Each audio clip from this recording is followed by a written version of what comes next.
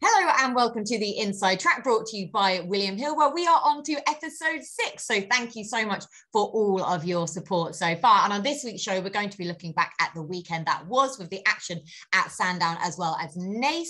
Then we're also going to be looking forward to the Brown Advisory Novices Chase as our anti-post race in focus for the Cheltenham Festival. We're also going to be looking forward to the nearer future, to this weekend's action at Kempton, Warwick, as well as potentially a little look at Punchestown on Sunday as well. And I'm delighted to say that I will be looking forward to all of this in the company of a very special guest, because it's about time we had a bit of glamour injected into this show. No offense, James, whatsoever. But at the same time, I'm delighted to say that William Hill ambassador, as well as ex-jockey and now broadcaster supremo, Leonna Mayor, is here with us. So Leonna, great to have you. How are you? That's the best introduction I've ever had. I feel like it was more of a detriment to you, that intro, than it was to James. You're already glamorous. You've got glamour as it is. No, I'm really looking forward to it, Kate. Thanks for having me on. And I have to say, I opened my phone earlier on when I was doing my notes and looking back on the races for this to see that Jalarenki's been retired. Oh, one of my favourite horses, Jalarenki. 13 races, I think nearly won 400, 500 grand in prize money. And a lot of people that have watched me over the 10 years now that I've been with Hills will have seen I put him up quite a lot. And I don't know whether he knew, but he usually duly went and won at decent odds quite a few times. So I owe him plenty and a happy retirement, and hopefully he'll go on to, having a nice life somewhere else. Oh, definitely echo those sentiments. I was completely unaware of that. He made that Taunton race, didn't he? His own, the Portman Cup, is it, that he completely made his own. So yeah, completely echo all of those sentiments. Happy retirement to Jalarenki, and thank you for bringing that to light as well. And of course, James, our regular glamourpuss on this show, though. How are you? Yes, I'm all good, thanks, Kate. I'm all good. Like we were talking off air, it wasn't the biggest weekend of racing in the world, was it? But there were still some nice performances that obviously we'll get stuck into. And there was a few markets, wasn't there, for the Cheltenham Festival that did move. So I'm sure we'll go all through them later on. Yeah, we definitely will. So still got plenty enough to cover anyway, as the National Hunt Juggernaut just keeps on rolling on. Now, we are going to look back at some fascinating racing, though, from the weekend. As you say, it did factor into a lot of the anti-post markets for Cheltenham, where the feature on Saturday was the Grade 2 Tolworth hurdle, won by Tom Muras, who's been clipped into 8-1 from 14-1 for the Supreme Novices at Cheltenham. So, Leonna, what did you make of this year's Tolworth? What were your takeaways? I mean, honesty is the best policy. I know. Look, I mean, it's one of them, isn't it? We never like to poo-poo racing. We like watching these graded races, group races on the flat, etc. But it wasn't a very good one. I mean, the jumping was abysmal. I mean, the winner flattened the last and still managed to win well. I do think it was a poor renewal. I mean, I don't tell people a lot, I'd probably bet most days. I don't have a lot on, but I had quite a bit on Authorised Speed because, he was a short price fav, and I thought rightly so. My big takeout for him was if he'd settle, he'd win, and he wasn't as keen as he has been. And obviously he was still disappointing. I actually was chuffed to see that he scoped dirty afterwards, because you're like, okay, fine, there was an excuse. He would have been my takeout from that race, because I was hoping he was going to go and win well, and that's what we'd have sat here been talking about, but that didn't happen.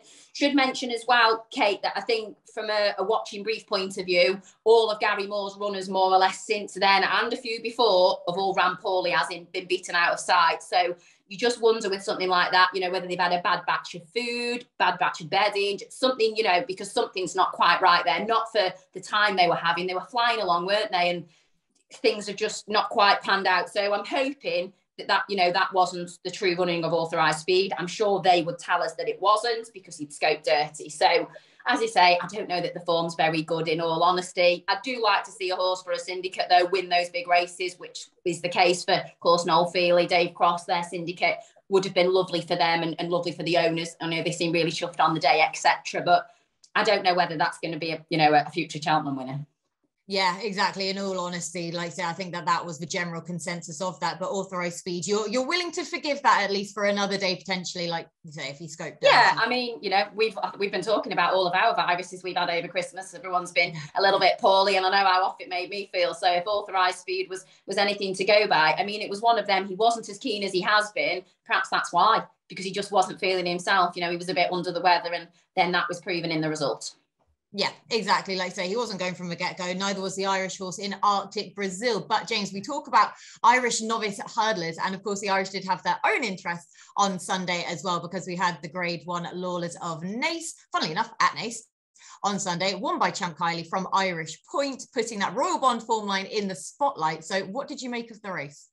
Yeah, we've got to start with Champ Kylie, haven't we? Because he was pretty much written off after the Royal Bond when finishing fourth. But then if you look on the day, the market, the betting, I think it was a much bigger price. I was looking at 6s, 5s, and actually went up 100 to 30. And when Mullins has one that goes like that, he's gone from the front and the Danny Mullins, you start to think something's a bit up, especially when Grange Player West was drifting in the market, was like 5 to 4 out to 13 to 8. Look, it was a great performance. He obviously was wanting that step up in trip, Champ Kylie, and he got it. And it was just a great ride from the front. But I was slightly disappointed in the race as a whole as compared to other winners of the race. Like we spoke last episode about your Bob Ollingers and about your Envoy Allens that went on to win this race and what they've gone on to do. I don't think that Champ Kylie is going to be the same horse as them. Like when you look at the horses that have won this race and gone on to the Ballymore, even the Albert Bartlett, they've been a strong favourite for that race. And Champ Kylie's not even favourite for the Ballymore at this point. So for me, that showed a little. I think, don't get me wrong, I think Champ Kylie is a brilliant horse and could even go further up in trip, I think, in the future, because he obviously has got an engine. And look, the hurdles were taken out, weren't they? The 2 hurdles up the straight, that didn't help the race at all. I think Irish Point, again, ran a solid race. It's one of them with Irish Point. I was talking about 3-Card Bragg last week. He's going to be a horse that's going to hit the frame in graded races, but probably won't go and win one. And that's just going to how it's going to end up with this horse, I think. I thought the big eye catcher in the race was Dawn Rising. I think I want to see 3 miles for Dawn Rising next time. The way that closed late on, I thought that was a good performance. He obviously has stamina in abundance, and I just want to see him over slightly further. But the one I put up was Grange Player West, wasn't it? And I just thought this would have the class and go on to be that horse for Mullins that would rock the Ballymore and maybe even Albert Bartlett market. But as I said, he drifted out to 13 to 8.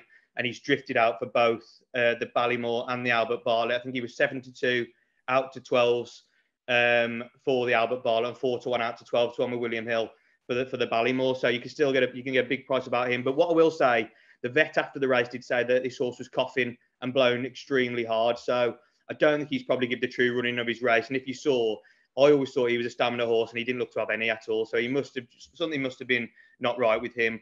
And like you said, when you're explaining this, obviously the Royal Bond form was on show, wasn't it? Massively. And the big mover from that was a horse that wasn't even in the race, yeah. Marine National.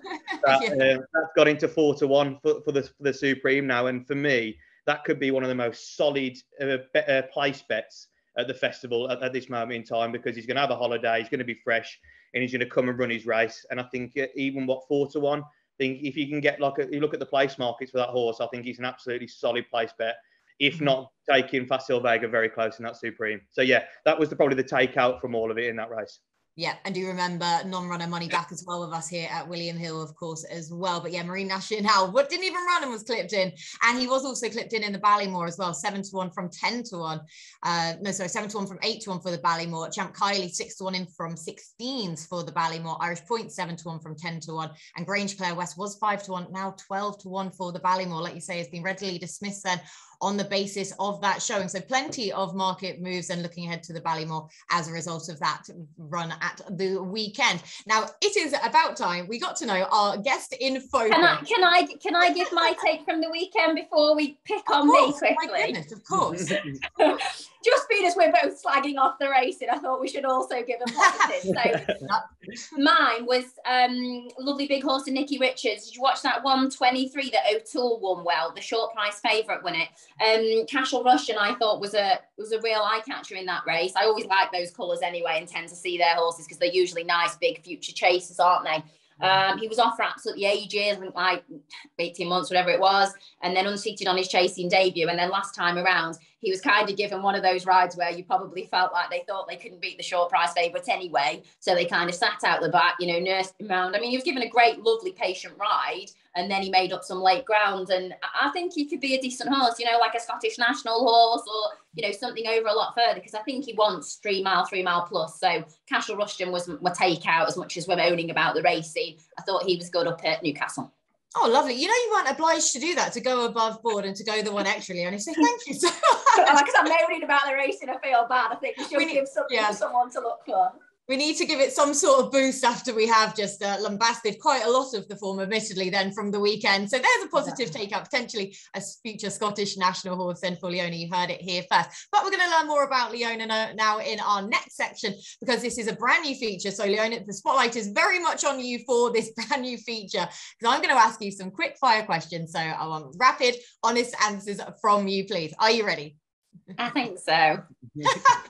Best jockey performance you've ever seen? I actually had to look back at this one, so this can't be a quick one. I absolutely love Denman. I think he's an amazing horse. The whole Denman Colte thing was just amazing, you know, swapping around form-wise and winners. I remember when he won the Hennessy, I mean, that was unreal. He was one of those where say someone gives something a good ride, you assume to see them pushing and shoving for the whole race, and then they get up and you think, what a ride. He was kind of the opposite, wasn't he? He was too big, he over-jumped, he over-travelled. And I think all of the jockeys that won on him, like Sam Thomas, Ruby Walsh, you know, really did have to be at their kind of very best, very patient, sit quietly. First jockey that ever won on Denman was? Ooh, good question. So it wasn't Sam Thomas then. Current trainer that's not Sam Thomas. Ooh, Harry Durham. Christian Williams. Christian, of course, the Welsh wizard, Christian Williams. Amazing. Oh, yes. So it was that ride in the Hennessy when Sam won on him. He didn't get that many opportunities on him, sadly, because, of course, Ruby took over. But it was very good. Well done, Sam. Well, very well done, Sam. Exactly. That's it. Lovely bits of name checks from him from his glory days, even before he was a magnificent trainer as well. Exactly. Right. Any superstitions? Oh, there's loads, isn't there? You'll know a lot of these, I'm sure. You know, the whole people like wearing certain pants, certain socks, same base layer. I think the main one is standing on things, isn't it? If they have a new colour, there's a new set of colours, they stand on them on the floor. New whips they stand on, new boots. Mine only was if I bought something new, I would ride in it at home first. I mean, like the hat I would use at home or a whip I would use at home. Don't want to ride on the track in new things, just in case. So if you see Leona just standing on her brand new Sky Sports microphone, you know basically now if you see her at the races. Something that nobody would know about you. This is a weird one, actually, because, you know, I've obviously recently publicised the skin condition that I have. Yeah. I also have another weird small thing, which is really bad for someone that has to wear an earpiece all the time. I have hypercuresis, which is like noise sensitivity. So like tapping, isn't it, you know, it is a medical condition. So like tapping, the taps dripping, you know, my dog's drinking, like these noises, they like, you know, they just seem unbelievably loud. So like when my dogs drink, I go out the room. It's really weird because I'm like, oh my God, the sound. Yeah, having an earpiece in my ear, listening to 8 people on TV doesn't bother me. It's very strange. Having someone chewing loudly, I'm guessing, is a big no-no. Oh yeah, that's a no. That's probably why I'm single. All these different sounds and things. Just giving you it left, right, and centre with all of that. Then that's a good one to know. Sorry, everyone. Anyway. I know. Right, this next lot of questions is about your ITV teammates. So no pressure for this one. You may annoy a few of them, or you may be their best friends now. If you could have a meal out with 3 of them, who would you choose and why? Now, I'm very lucky because I have lots of meals out with them, because it's the one thing that ITV do usually. We have a meal the night before the big Saturdays. So I bet with a lot of them already. But if I had to pick a couple, I mean, Richard Hoyles, I mean, he's amazing. You'd literally learn something from him every time you speak to him. He's so, so clever. So definitely Richard. Jason Weaver's very funny. So we'll go with Jason because he's hilarious. And probably Adele, because I get on really well with Adele. She's probably one of my favourites because we're very similar, you know, age and stuff. So yeah, Adele.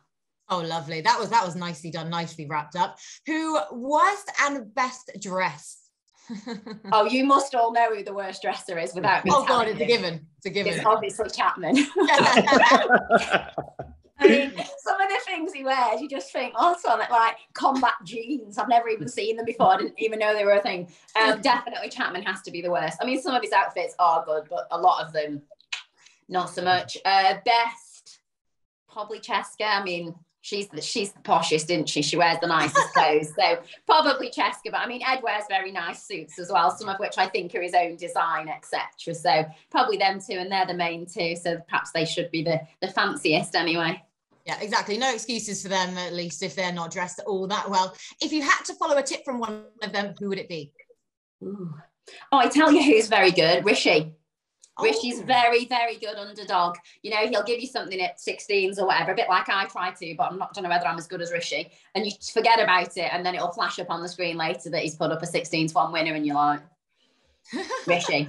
Rishi for Rishi's that the one. man. And if you were on Who Wants to Be a Millionaire, who would be the first person you call and who would be the last?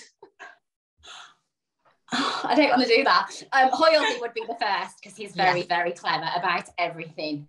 The last. I'm going to say AP because he just knows about racing. No, just because he knows just about racing. And Who Wants to Be a Millionaire is about everything. I think if you asked AP if his general knowledge was good, I think he would say it isn't. He'd admit it himself. Like I say, so unless it was a racing question that flashed up, AP, yeah, you're in the bin. This is great. Well, that was some brilliant insight. Anyway, a bit of fun just to get to know Leonna more. Sorry, everyone. We don't get in any more trouble. Hopefully that's more plaudits for you than anything else then from the people you've given a good G up to all the same. Anyway, right, we're back talking racing now, and we're going to take a look ahead to the Brown Advisory Novices Chase. Now, this is, of course, a 3-mile Grade 1 Novices Chase on Wednesday of the Cheltenham Festival. The market with us here at William Hill reads as follows. Gaillard de Minil as the 4-1 market leader. Jerry Colomb at 6-1. Same price about James de Burley. Classic Getaway 7-1. Manila Kakuna 7-1, Chemical Energy 8-1, Time Hill 8, and it's 10-1 bar. And do remember, we are non-runner money back here at William Hill also. So Leonna, starting with you, please. Of course, we have plenty of overlap between the runners. We've discussed this with Nick Luck the other week when he was saying about the Venn diagram. There's a huge shaded area between the Brown Advisory runners and the National Hunt Chase runners. So how are we really deciding these two at the minute? And what are your early opinions on the Brown Advisory at this stage? Yeah, I mean, that's exactly it, isn't it? We know afterwards people will comment on this in the next few days and say, that doesn't go there. We know. We don't know right now. That's the tricky thing. But the fact that it is, you know, non-runner, you get your bet back, you get your stake back, it makes all the sense too. So in my opinion, obviously a fair few of these will go to the Turners. I think James de Burley probably will go for the Turners. I mean, he was very good, wasn't he, on his comeback run at Fairyhouse? I was really taken with him. He was off for 2 years. A few of the others, I don't think Time Hill is just not sorting out his jumping, so I wouldn't be putting him up. I think Gaillard de Minil looks very slow, so I don't love him. I think from a value point of view, the value for me is Blazing Carl. I think he's as big as he is because he'll probably go to the Stayers and he's favourite in there. I know that, and that's probably why I think he's, don't quote me, but he's about 16-1 when I last looked. So I think if a fair few of the Brown entries go for the Turners, you know, and like I've just said, I think that Time Hill's not a very good jumper. I think Gaillard de Minil's a bit slow. From a Charles Byrne point of view, we know that they want the value, and there's no point running well in a decent race. They want to go there and win. So if for whatever reason the Brown Advisory ends up looking that little bit easier because a few of the top ones are out, I think there's a chance they might go there. So I'm going to put Blazing Carl up as the kind of bet at the moment, early bet in the Brown Advisory for there. They said he had a setback in November, didn't they? And they didn't know if they'd get there in time, etc., etc. Well, that went out the window because he was great when we last saw him. So, yeah, Blazing Carl is currently the each-way bet, which may seem bonkers because he's fab for the Stayers and he may well just go there. But chances are you could have it on. If he doesn't run, you've lost nothing. Exactly. And if he then does turn up at the Brown Advisory, goodness me, you're sitting on a pretty little bet there on 16-1 all the same anyway. And with Charles Burns, we wouldn't put anything past him of just completely mixing up and pulling the wool over all of our eyes and rocking up then over fences. So Blazing Carl 16-1. Good shout there, Leonna. James, have you got anything as original as that? I hope so. Not quite as original as that, but just going through the race, like Leonna said, that there's going to be some horses in there either go for the Turners or they're going to go for the National Hunt Chase, or whether they go here. And having that non-runner money back eliminates that doubt, doesn't it? Really, because if you really believe he's going to go for this race, you've got it. You can stick it on and have no qualms, can you? That you're going to get your money back if not. So when looking through the race, and obviously Andy Holding last week put up the real whacker, didn't he, after his times and stuff. And I was just looking through this race, and three of the last four winners have actually been British. So they have got a bit of a stronghold. Well, we've got a bit of a stronghold, and compared to the Irish, it's one of the few races, isn't it, that we've actually done well in. I think if you look back, clutching at straws there. I know. I'm about to ruin it all as well, but I thought I'd pick up the British before I ruin it all. But yeah, top of the game, Champ, Long Press in the last three of the last four renewals have gone on to win this race. But like I said, I do think this year's going to go to the Irish. So I had to big up the British before I bring them back down to earth. But Thanks. yeah, I think this will go to the Irish this year. And the one I think it will go to is Gordon Elliott and Jerry Colombe. You'll know, Kate, how much I've talked about this horse. I think I've mentioned it nearly every episode, how much I like this horse. Look, when I looked at the market, I think it's about 6-1, William Hill, non-runner money back. I think Gaillard de Mesnil will be going for National and Chase. I think Leona's bang on. He's a very slow horse. If you look, he finished third in the Irish National. I'd be surprised if he went for this, because I think even though it's 3 miles and it's tough around Cheltenham, there's going to be a quicker horse that beats it. So when I look at Jerry Colombe, I think this is a stayer as well. I think he does want soft ground, so he does need some things to fall in his place. But I think if you're looking at this compared to the National and Chase, I think this can go and win another Grade 1. And I think it's 6-1. I think he's a really good bet. If you look over his career today, he's had 2 runs in bumpers, 2 runs in hurdles, and 2 runs over fences. He's been kept for his chasing career.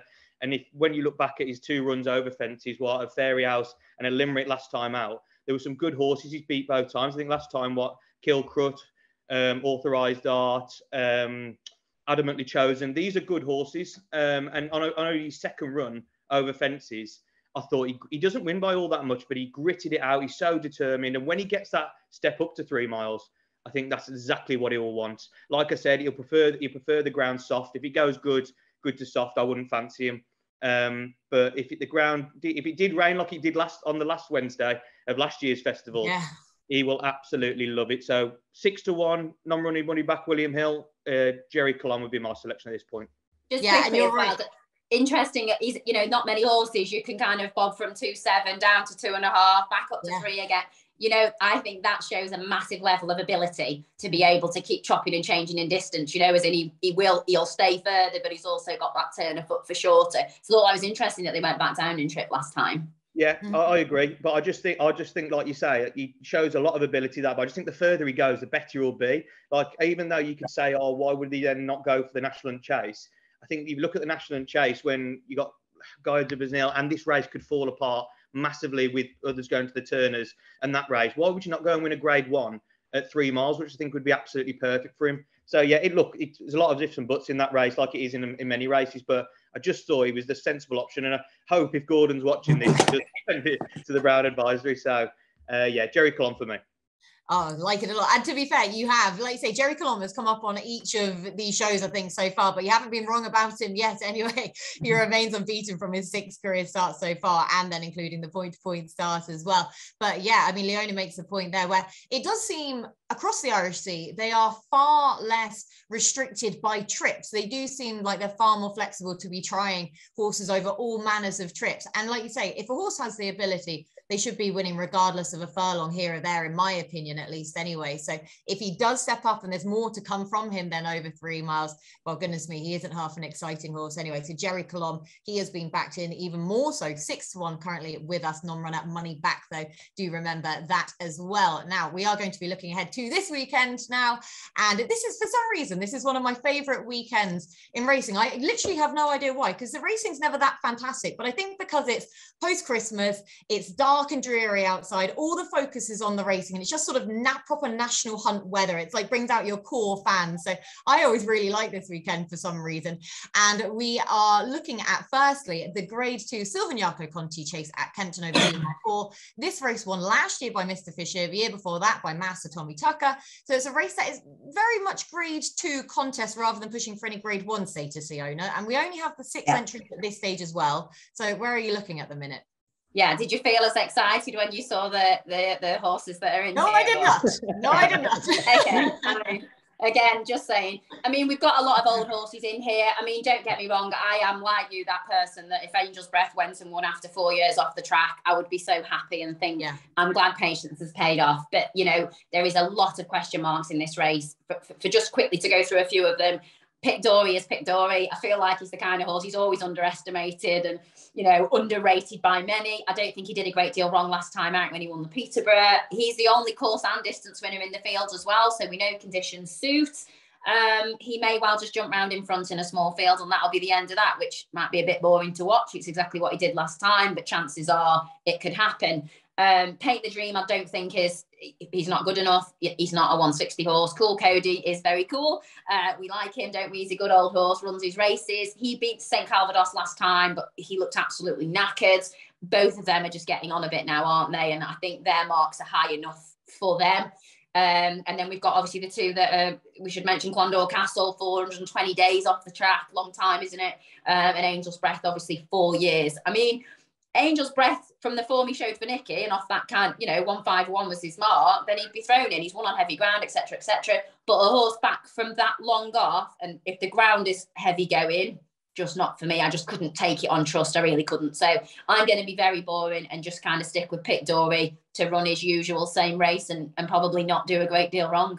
Yeah, exactly. Because he doesn't really, does he, Pit Dory? Like I say, he probably doesn't get the credit that he deserves as a result of that. But the solid play probably at this stage, obviously, we don't know what's actually going to be lining up. And at the time of recording, I think Paul Nicholls has just had a 3 or 4 timer at Taunton as well. So Yard is still going very well. Very much so, exactly. I know everything. They were just winning and winning cozily as well. Some of those maiden hurdles earlier on at Taunton as we record on Monday afternoon. But yeah, Angel's Breath, goodness me. And he has a wild card entry in the Gold Cup. So who knows where we are. I mean, and it's a patience pays thing, isn't it? You always hope with anybody, I do it when I see horses in a Class 6 handicap.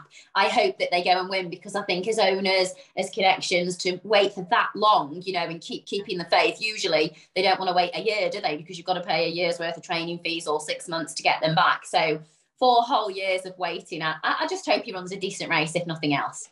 Yeah, exactly. And what a story that would be for Sam Thomas, and then obviously for Di Walters as well after the horrific helicopter crash a few weeks ago, and fair play to the veterinary team for getting him back on track as well. And we switch tack to Warwick as we have the Grade 2 Ballymore Leamington Novices hurdle over 2 mile 5 on Saturday. 12 entries at this stage, Leona. And this race has a decent record for those going on to the Ballymore then itself, rather than the Albert Bartlett come the festival. So Leona, what are your first early impressions of this race? Yeah, again, it's one of them, isn't it? It is an early impression. I tend to like to pick much closer to, but I think Landrake is a very likeable horse for Gordon. He seems straightforward, has not much improved going up in trip the last couple of times. I think with form we've already seen for him so far, it's probably good enough to win a race of this nature.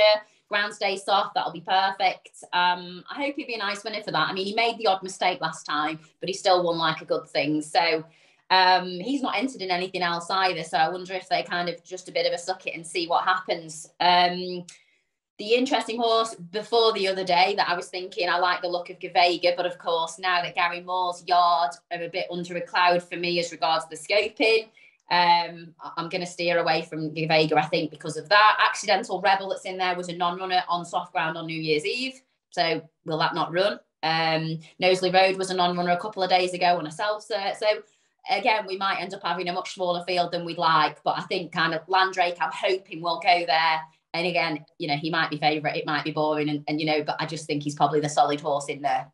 Yep, again, with all of those defection of recent non-runners. And who's Gordon Elliott going to get to ride him with Jack Kennedy's injury yesterday and Davy Russell retiring? Who's he going to get to send over if he does send these horses over? Maybe Sean Bone will get the call up. That's going to be as fascinating to see as anything else. And then, James, the race before that at Warwick, we have the Hampton Novices Chase, this Grade 2 over 3 miles. And again, we don't have massive amounts of entries here, but a race you wanted to have a look at. Yeah, it's another one where Gordon Elliott, he could either make or break the race, couldn't he? Because he's got 2 in here. Manella Crooner is obviously a big interest for me. If he does go on to run in this race, I think he's a class above everything else in the field. I always thought this horse wanted a bit further. If you look, if his runs, he was over 2 miles 6 at the Dublin Race Festival last year, when second in that Nathaniel's Lacey's Grade 1. He ran on debut. I think they obviously do like this horse, because to shove him in a Grade 2 over fences on chase debut, you've got to be quite smart, and you've got to have the backing of the yard to go and do that, really. And the Florida Pearl is obviously quite a nice race to win at the start of a horse's chasing career. Obviously finished second that day to Darren's Hope. But then next time out went against I Am Maximus, who was backed off the boards that day and went on to beat him over 2 mile 5. So I think anything between 2 mile 4 and 3 miles, probably perfect for him. I really don't know whether he's going to come over to Warwick or not. If Manella Crooner does run in this race, I do fancy him to go and win this race. I think his big dangers are Stage Star, Paul Nicholls. Obviously, Leona said he's absolutely flying. He's had a 4-timer today. I think he's running at about 27% strike rate. And normally January is his quietest time, isn't it? Because I think he gives the flu jabs to the horses, and he normally lets other trainers like Venetia Williams and like sneak in and get a few winners. But he seems the other way around this year, where he's continuing, and I think he's hit 100 winners for the season already as well. So which is just brilliant. But yeah, he's got stage star. But the only thing I would say about this horse is 12 days was his last run when it comes to Saturday, and that I know it was only a 2-runner race around Plumpton. But still, if you look at when stage stars gaps, I think it's like 25, 30 days has been the normal amount. So you don't know whether he's going to run. And the mare for Dan Skelton, Galia Des Lateau, she ran absolutely no race at Kempton in that Grade 1 Quarter Star Novices Chase, but I think she's much better than that. I think the drop down and trip will be absolutely what she wants. And I think she'll run much better. But if I was going to have a go, like at this early stage, Manella Crooner, if going, I think we'll have a big hand to play. Oh, lovely. And we talk about the Brown Advisory. He's currently a 10-1 shot in from 16s with us here at William Hill as well for the Brown Advisory. So should he come over and go and boss this lot, you know that is going to be cut in even more so. But yeah, an interesting race all the same anyway. And then on the Sunday, now we don't actually have the entries for this race, but James, just to make a few comments there, because of course it's a race that's going to have a lot of attention on it. It's the Grade 2 Moscow Flyer Novices Hurdle over 2 miles. So plenty of Supreme clues here. This race won last year by leading Irish Supreme Hope Dysart Dynamo. So what were your thoughts? Yeah, look, we don't have the decks and we are guessing slightly, but just going off this season and what Mullins has said straight after a race, and it's a horse I've mentioned before, it's Impair A Pass that was mentioned to go for this race. Look, we don't know whether he's actually going to turn up, and we might be talking absolute rubbish here, but if you look at the horses that Mullins has sent to this race over the last 10 years, like you said, Dysart Dynamo, Get a Bird, Min, Duvan and Vitor have all gone on to win this race. That's a bit of a roster of horses, isn't it? So if they do go on to send in Pere Pass, they obviously show how good they think this horse is. I always thought probably he'd go for the Ballymore with Facile Vega in the Supreme, but he does normally send his horses to the Supreme after this. I've spoke about Impere Pass a lot of times already, but the way he won on the 20th of December at Naas in that 24 runner, I think it was 18 lengths, he won by over 2 mile 3. He just looked to have so much, he's just got so much talent. And if you look at how Mullins has actually done with Simon and Isaac Swade's horses this season, you can name others like El Fabiolo, Dark Raven, Hunter Jean winning on Sunday. They've got a lot of good horses with Mullins, but I think he could be up there with the best of them. So I really want to see him run. And I'll just throw in another one in the Lanzarote at Kempton. Look, we don't know whether he's going to turn up, but if he does, staying on the Nichols hype, Outlaw Peter, off a mark of 130, I think that's unbelievably lenient. I can't believe that mark. When he was going to go and run in a Grade 2 at Cheltenham in the Albert Bartlett trial, and then coming back into a handicap off 130, running over 2 mile 5, which he's won off before, thought if he goes off a mark of 130 with how the yard is, I thought he was worth a little look at as well. So yeah, that would be my mentions. Oh, lovely job. Yeah. So then in the Lanzarote hurdle there, that's at 2:40 at Kempton on Saturday, but also Impere Pass. Yeah. I mean, I think that you're going to have like 2 sort of flags, a Jerry Colon flag and an Impere Pass flag, Jim, for the rest of this up until the festival, because you have been singing the praises of both of those horses the whole way through. So, and you haven't been proven wrong by either of them. So long may that last. Yeah, I haven't yet. Nope, exactly. Long may it continue. Now, that is pretty much everything from us from this show. But before I let the guys go, Leona, I require just one more job from you, please. And that is to get one horse for your anti-post selection at this stage for the Cheltenham Festival. It's really boring. Are you ready? Say it's not. It's a Mezzalin. I know, boring. Paul Nicholls. I mean, after his performance at Newbury in the Cello, I'm pretty sure for a short period of time he was still 4-1 for the Ballymore. It's just, yield value is shortened to about 3s now. I think he'll be shorter than that again. I think he'll be closer to 2s, maybe shorter again than that. I mean, he jumped so well, he looked so good. I think it's one of them sometimes, especially the general public, they don't super jump onto a horse until closer to the time. I don't think he'll get anywhere near 3s closer to the time for the Ballymore for him. I think he'll be much shorter. So at this moment, he'd be the one horse that we're pretty sure that's where he'll go, aren't we? And he'll be shorter than 3s. So that's value at the moment. Oh, lovely. Hermes Allen then for a British Raider to hopefully win the Ballymore. Yeah, like you say, currently around the 3-1 mark then for the Ballymore, hopefully to break that challenge curse as well then, and to give Paul Nicholls yet another winner. So good one to go to war with Hermes Allen in the Ballymore for Leonna. So a big thank you to both Leonna and to James for all of their hard work on this week's show. Big thank you to you for watching. Please do remember to like and subscribe to William Hill on YouTube as well. Also, leave us a comment beneath because we always love hearing from you. So that is everything from episode 6 of the Inside Track brought to you by William Hill. We will catch up with you again next week.